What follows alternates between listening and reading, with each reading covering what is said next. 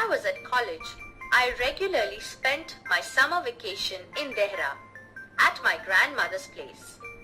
I would leave the plains early in May and return late in July. Deoli was a small station, about 50 kilometers from Dehra. It was on the border of the heavy jungle of the Indian Terai. I decided that one day I would get off the train at Deoli and spend the day there. I was 18, visiting my grandmother, and the night train stopped at Deoli.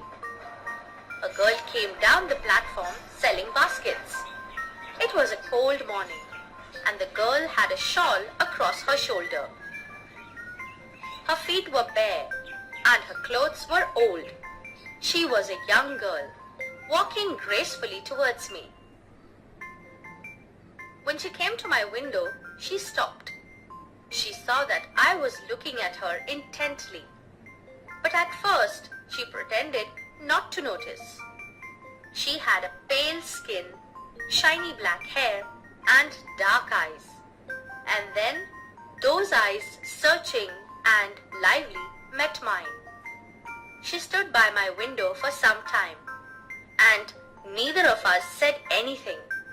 But when she moved on, I, don't know why, left my seat and rushed to the carriage door.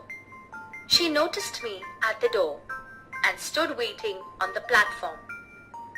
I walked across to the tea stall. A kettle was boiling on a small fire. The girl followed me behind the stall.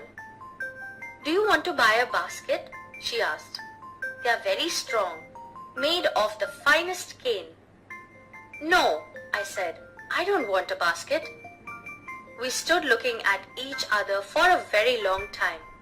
And then she said, "Are you sure you don't want a basket?" "Give me one," I said. And I took the one on top and gave her a rupee. I wished to touch her fingers, but could not. The guard blew his whistle. She said something, but it was lost in the clanging of the bell and hissing of the engine. I had to run back to my compartment. I watched her as the platform slipped away. She was alone on the platform and did not move, but she was looking at me and smiling. I watched her until the signal box came in the way, and then the jungle hid the station. I could still see her standing there alone. I sat up awake for the rest of the journey. I could not forget the girl's face and her dark, bright eyes. When I reached Dehra, the incident got blurred and distant, for there were other things on my mind. It was only when I was making the return journey 2 months later that I remembered the girl. I was looking out for her as the train drew into the station, and I felt an unexpected thrill. I saw her walking up the platform. I ran to the door and waved at her. When she saw me, she smiled. She was pleased that I remembered her. I was pleased that she remembered me. She did not start selling baskets, but came straight to the tea stall. Her dark eyes were suddenly filled with light. We said nothing for some time, but we spoke without words. I felt the impulse to put her on the train there and then and take her away with me. I could not bear the thought of watching her vanish into the darkness of Deoli station. I took the baskets from her hand and put them on the ground. She put out her hand to take a basket, but I caught her hand and held it. "I have to go to Delhi," I said. She nodded. "I do not have to go anywhere." The guard blew his whistle, and I hated the guard for doing that. "I will come again," I said. "Will you be here?" She nodded. "I do not have to go anywhere." She nodded again. The bell clanged and the train slid forward. I had to pull my hand away from the girl and ran for the moving train. This time I did not forget her.